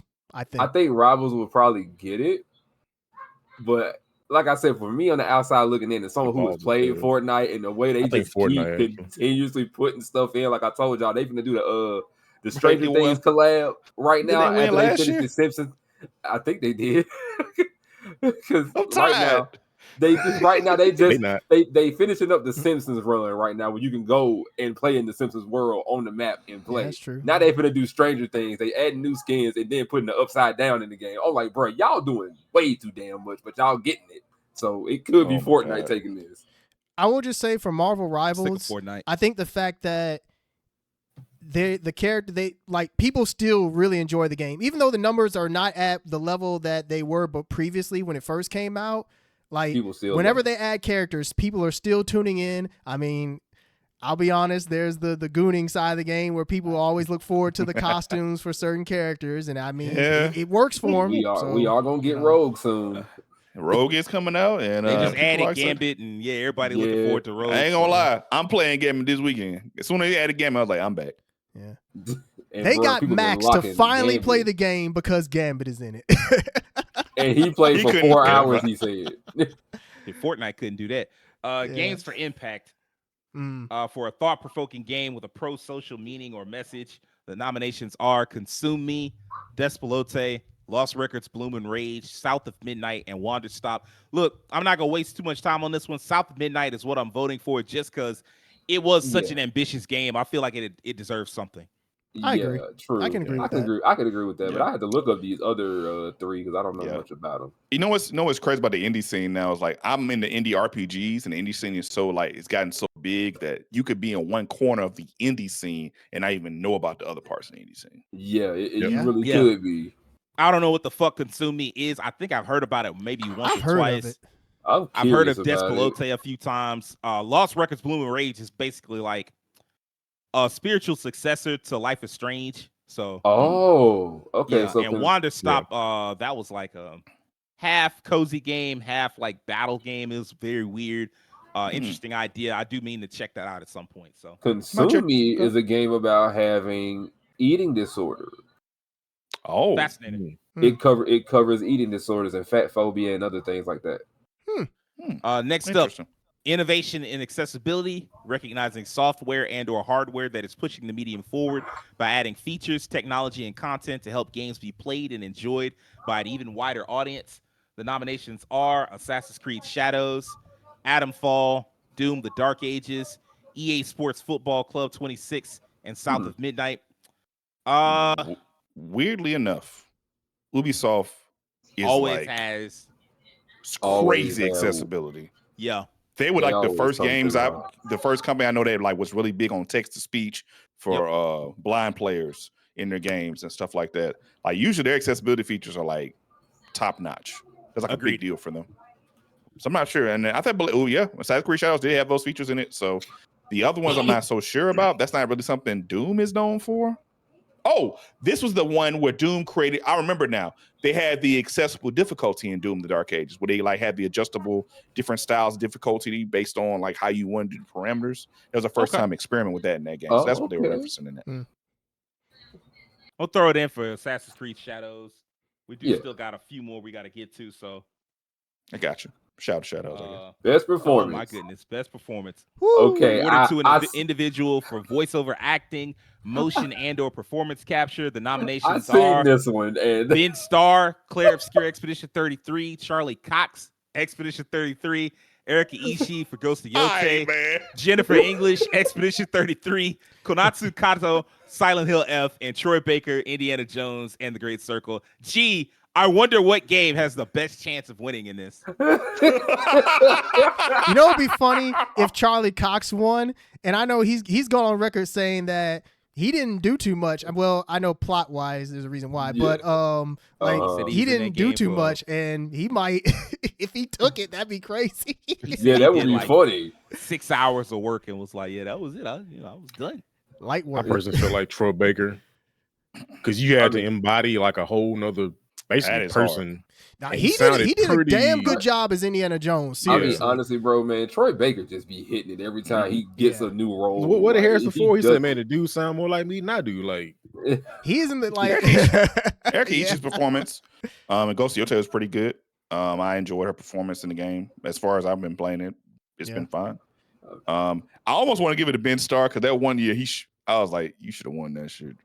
So for me personally, I'm like, I'm Ben pushing Starr Ben is Starr. gonna I'm be my sorry. pick, but it would not surprise me if Troy Baker won. I've Yeah, heard a I can lot of see good that. things about each of these performances. Like even the Yeah, Silent Hill F same. actress, like I heard she did an amazing job with that game. Erika Ishii, for the shit that people tried to give her in the beginning Dang. when she was cast, like she I showed don't know all why them, they giving her so- shit, and most of them probably play Apex. Now- They haven't heard her enough times. Now as is. this is the one I feel like a dispatch actor should have been in this. Man, Man, it would have absolutely. been nice, actually. Absolutely. Yeah, it's one of those games where just it probably wasn't It was a little in too time. late, huh? Yeah. Best audio Best design. audio design. Okay. Recognizing the best in-game audio and sound design. I'm going to say something, but first, the nominations are Battlefield 6, Claire Obscure Expedition 33, Death Stranding 2 on the Beach, Ghost of Yote, and Silent Hill F. See, this is why AI fucks you, and you shouldn't be using it.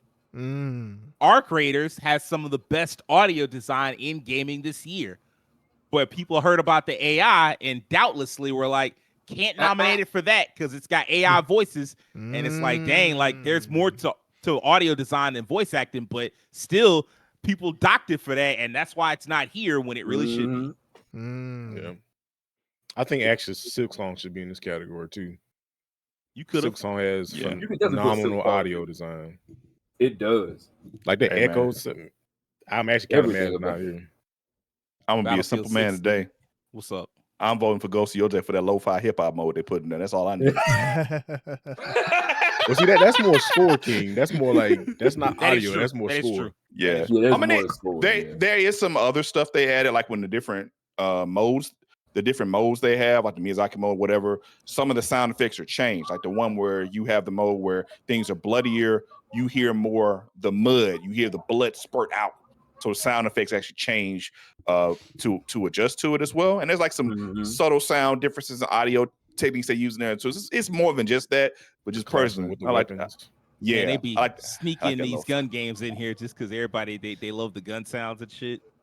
Gun like sound. COD Love makes them, it love every them. year. Gun Love them sound. gun sound. I think like Battlefield even more so than COD has like way better audio design. Oh 'Cause yeah, it's It like has to. the There's immersion, so much has- going on. the it destructibility. has to. Yeah, That's I would fair. probably say You know what? Battlefield or Silent Hill. I was just gonna say the slide away from I'm gonna go with Silent Hill. It's like the creepy, like the squishy so- sounds and Yep. And so that Creatures. brings us to best score in music. Which we have to see. For Well, outstanding you already know my music, answer. inclusive of score, original song, and/or licensed soundtrack. The nominees are Ooh. Christopher Larkin for Hollow Knight Silk Song, Darren Man, Korb Darren for Korb. Hades 2, Darren Lorian Korb, Testard you for know me. Claire Obscure Expedition 33, Toma Otoa for Ghost of Yote, Woodkid and Ludwig Vorsel for Death Stranding 2 on the beach. Man, I ain't gonna lie, Keen kind of sold me on that lo-fi hip-hop.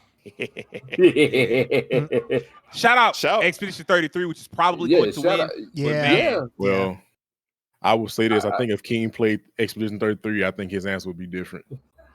I tell think you I've right heard now, Expedition I'm 33's music confidently. like it is. I'm saying that confidently. I'm gonna tell you I right now, can't- Devin. I can't lie. When I play Expedition 33 and I hadn't even played Ghost of Yote, my opinion not gonna change. That lo-fi hip hop. I don't know about that. I don't know about that. The I'm music telling can't you. be good enough to beat lo-fi hip hop while you going around the open world. I It don't just know, can't man. be. Expedition 33 got some music. Expedition 33 definitely might take this home. And I said, what you might think it might sound like some of the tracks. I'm just saying, I'm saying it confidently. Hey man, I heard all the opera and all that. Nah, it's beautiful. No, I ain't talking about the opera song. I've been like 7 hours in. I've been playing in the car some soundtrack from the song already. One track I can't get out of my head. That joint was bumping. I'm like, what?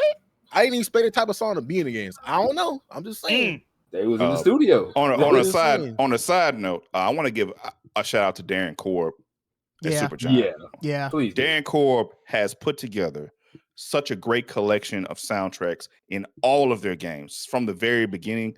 And of course, not just him and their whole group, but that man, when he retires, is going to go down one of the best sound audio designers in video game history. He is so fucking good. I'm gonna piggyback off that real quick. When you go to Olympus in Hades 2, man, the music there goes so fucking hard. It's crazy. So yeah, Hades 2 is definitely no slouch in this category. When it comes to Supergiant games, like their soundtrack design so good, so high level. I remember when I listened to Transistor years ago. I played that music for like a year. I did too. Straight. I love all their soundtracks. So I did too. I gotta give them a shout out. Hades 2 soundtrack is also very good. Yeah. But yeah, I'm going for that lo-fi hip hop. It goes. I mean, I'm gonna tell you this separately. Two things. One, all of these have some strong soundtracks. I'm sure they do. All of them. Two, I know that Expedition 33 is what's going to win. It's going to take that. I can guarantee it. So yeah, I mean, but having said that, yeah, I am with Keem on the lo-fi hip hop thing. But it is going to be fun. And actually, damn it. Wait. Yeah, most of these are nominated, so you'll get to hear music from all of them. At the end of the year. I mean, at the end of the show. Two that I think should be here. That's not. That's Shinobi. Shinobi has a phenomenal soundtrack, and Ninja Gaiden 4. But probably Shinobi over Ninja Gaiden, but I think they should be here too. Man, this year was it was Ninja. Even Kazan has some great music. Ninja's deep in here. Man, these video game developers, man, they was in their bag. Soundtrack. That's what they was doing. They was in their bag. Best art direction. For outstanding creative and/or technical achievement in artistic design and animation. Listen, the nominees are Claire Obscure Expedition 33, Death Stranding 2 on the Beach, Ghost of Yote, Hades 2, and Hollow Knight Silk Song. This is tough. This is one where I can't eliminate Ghost of Yote, even though Silk Song and Hades 2 have strong art direction too. They do. Ghost of Yote is fucking gorgeous. Yeah. Every part of it well thought out. Every part of it, every landscape, every fleck of grass looks beautiful. Everything looks good in that game. I had to catch myself I had to stop myself from taking pictures.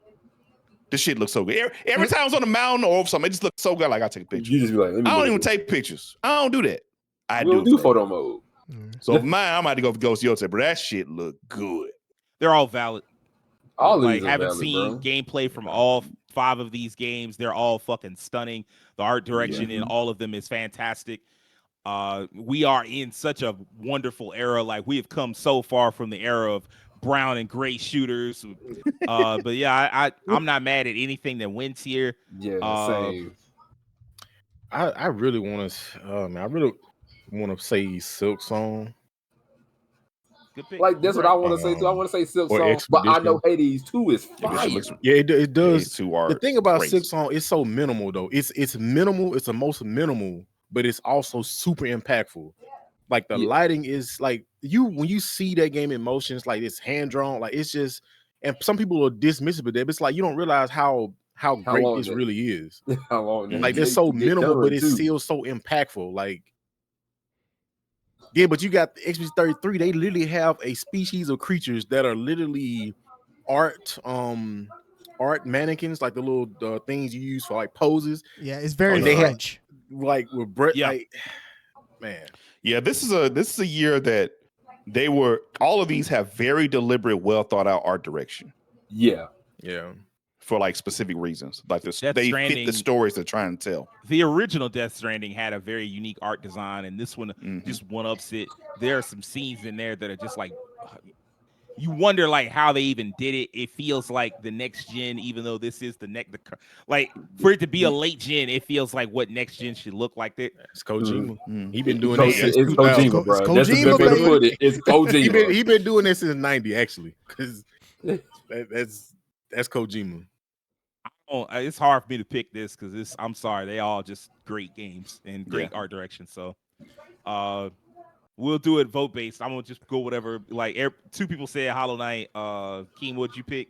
I said Ghost Yote. Darren, Terrence, what you pick? I think Hollow Knight. If you had to put a gun to my head and said pick motherfucker, I'd probably go Hollow Knight. Hey. Whoever this is cares way too much about Game Awards. God damn. Man. I know, right? Whoever that is, bro. Sir, you even play all these other games, man? Come on. You might change your mind. Best narrative. Ooh. For outstanding storytelling and narrative development in a game, the nominees are Claire Obscure Expedition 33, Death Stranding 2 On the Beach, Ghost of Yote, Kingdom Come Deliverance 2, and Silent Hill F. Another strong selection of video games, man. Yeah. Like, if we're real, like, what do you pick? Expedition 33 is more than likely the one that will win this. But shout out to the other ones. Even Silent Hill F. I've heard a lot of good things really about cool how Silent Hill F, how it plays out. How it talks a lot about like masculinity and femininity and how it plays into like the era. It's from what I've heard, it's very well done. Agreed. I've heard some of the same stuff, and I looked up what the story was. I saw a little bit of it. It's obviously horror games, not my thing, but like from what I read and the little bit that I saw, I was like, wow, they're doing a lot. It's very well, like it handled very well.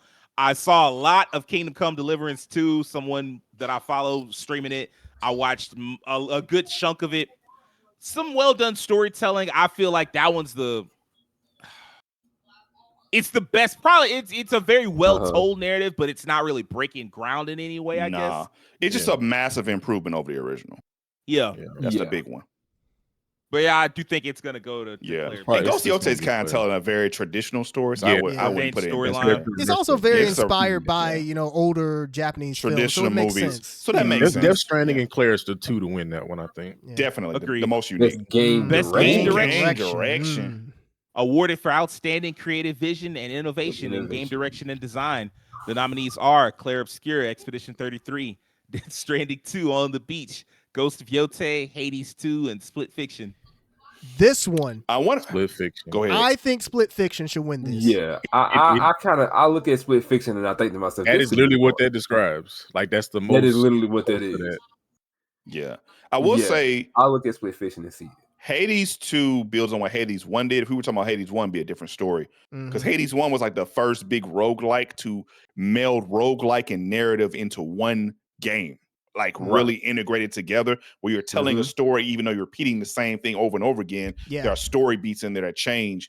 That was really innovative when it came out. And Hades 2 just builds on that and expands it a good bit. Of course, like, there's like way more zones in Hades 2 than there are in Hades 1. So I will give Hades that respect. It has a very unique storytelling device. For sure. Clair Obscur even the framework from Clair Obscur was unique. Like it from day one, I was like, this is really unique. Like that's extremely unique.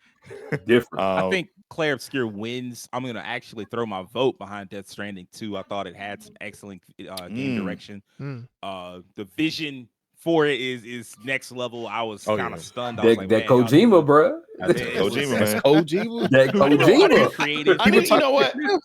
I'm gonna watch a walkthrough of Death Stranding 2 because I don't want to play it, but I do want to see how the story goes.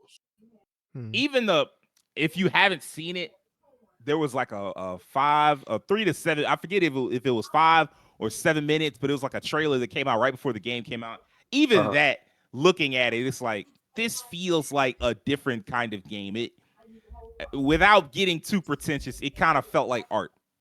Like I was like, holy shit, this is just operating at a level above what a lot of video games operate, and I just appreciate that.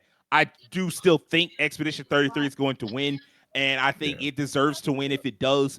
But Death Stranding 2, I was just kind of blown away by what it was achieving. So I think Kojima is the Scorsese of games. I think. So. Yes, he's the master of like game trailers too. I don't think he just puts it together and it works every time. Yeah. I know people talk about Jeff, how he all Kojima, but hey man, that's Kojima. That's Kojima, bro. I get it. That's Hideo. Game of the year. Recognizing a game that delivers the absolute best experience across all creative and technical fields. The nominees are Clair Obscur, Expedition 33, Death Stranding 2 on the Beach, Donkey Kong Bonanza, Hades 2, Hollow Knight Silksong, and Kingdom Come Deliverance 2. Hey man, these are all fantastic video games. Like I said before, we are in a delightful era. Like there was a time, let me look this up because I just want to get it right. Okay. The 2013 Game Awards, if you go back and look at that, you like, man, if you don't get this bullshit out of here.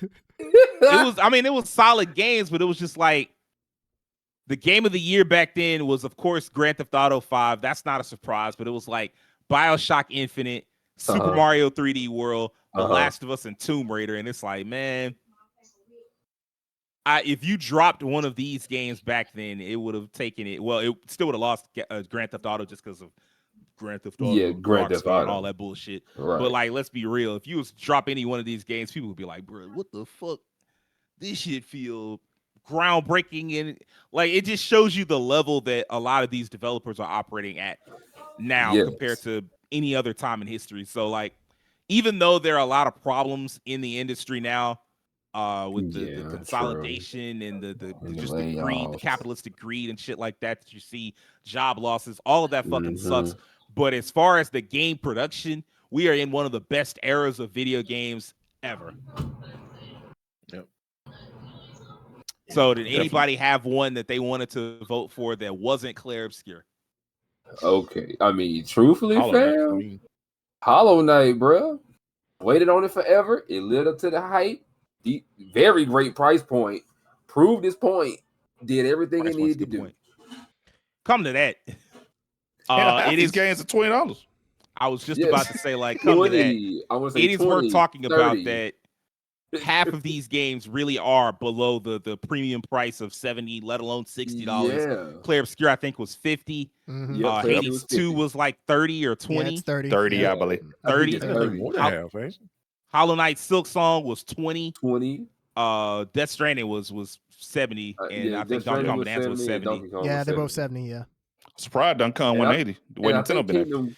It's weird how Mario Kart was 80, but Donkey Kong was 70. Yet Donkey Kong, like as a game, full game, there's more. Yeah. Yeah, there's more.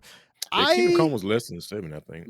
No, Kingdom Come was 60. Well, Kingdom Come was 60. I just looked at it. That's the same thing. That's because the price video games was $60 forever, and then they raised it to 70. It shouldn't be 70, but you'll still see some games come out at 60. I'm like, man, I'm not giving y'all nothing. Like, congratulations for not getting more expensive, but like that's compared to like Clair Obscur, Hades 2, Hollow Knight Silksong, Blueprints. There's another game that was also like really low priced, and it took Arc Raiders, $40. Arc Raiders was 40, wasn't it? Oblivion Remaster also $50, I believe. Yeah, and Dispatch was 30, but I know that. Yeah, Dispatch, Dispatch was 30. Yeah, Shinobi Dispatch was 30. Yeah, Shinobi was 30. Ninja Gaiden Ragebound was 25. We could make the argument, that Kingdom Come Deliverance 2 is like a AAA game. I think that's a stretch. But if you want, you could. Set that aside, though, and all of these are missing you don't see any of the traditional Western AAA blockbuster. It's almost like that era is just in the ground now. And it's not that it's gone forever, because Grand Theft Auto 6, if it comes out next year, will almost certainly snatch the chain and just easily win all the awards and shit. But right now, what's up? Real quick, Grand Theft Auto 6 comes out, was it November 19th? Yep. Would it qualify for the 2026 Game Awards? You know that recency bias is going to kick right the fuck in. But it's one of those things where if they release it around the same time, nominations-wise... Well, let me ask you this. Does Jeff make an exception or no? That is a very good question, actually.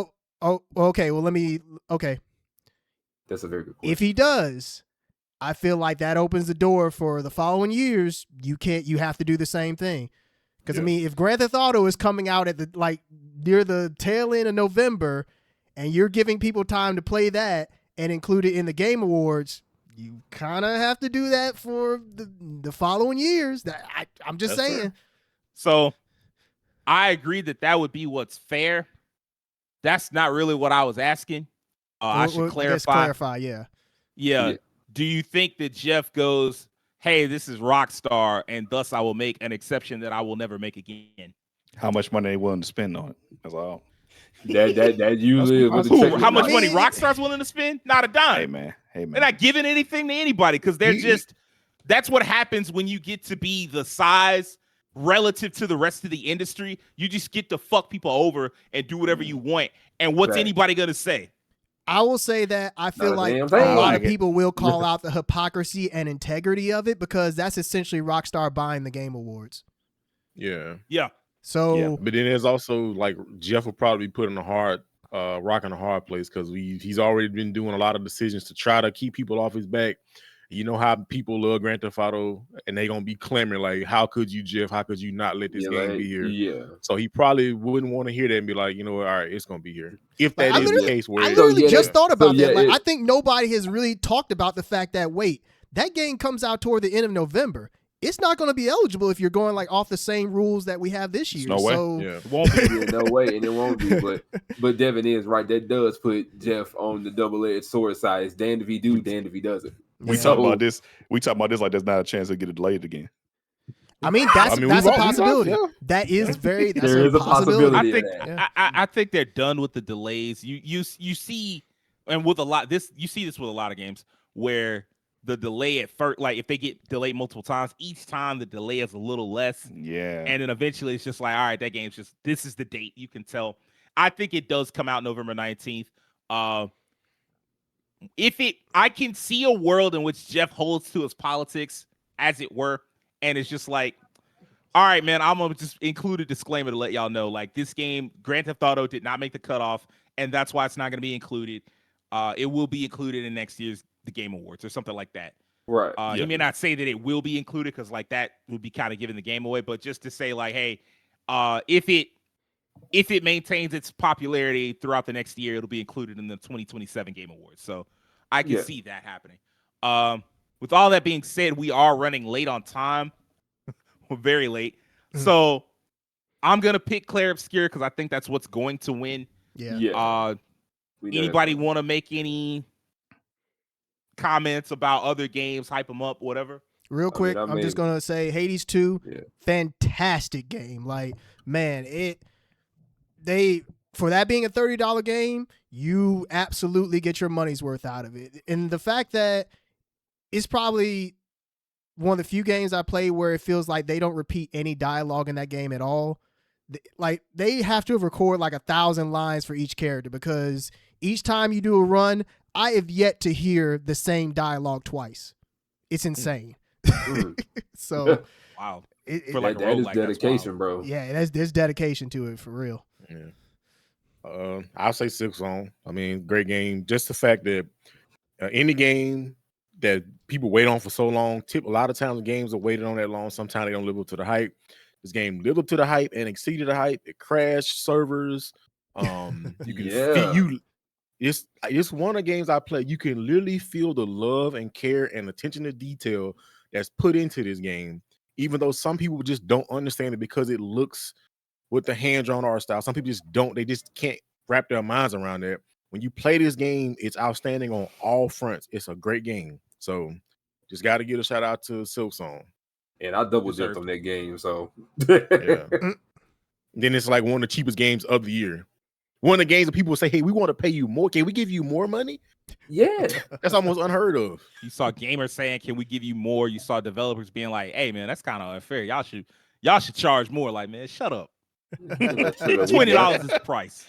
They like, we price got is it, the price. The price is the price. And them boys, them developers still going to be millionaires off that game. Yeah. Guarantee you it sold all of it 99. I mean, it didn't cost all of it 99, but I bet they made all of it 99. Because I mean, like, it's just a handful of developers that worked on it anyway. All right, that's gonna wrap this week up. It should be exciting. We'll see. We are 7th week. By the time this airs, we will be 17 days away from the Game Awards. Like I said, y'all come through, check it out with us on YouTube. If you're new to us and like this episode, I need you to do a few things for me. I need you to hit that like button. I need you to subscribe. I need you to tell your friends about us and do me a personal favor. Have an excellent week. Peace.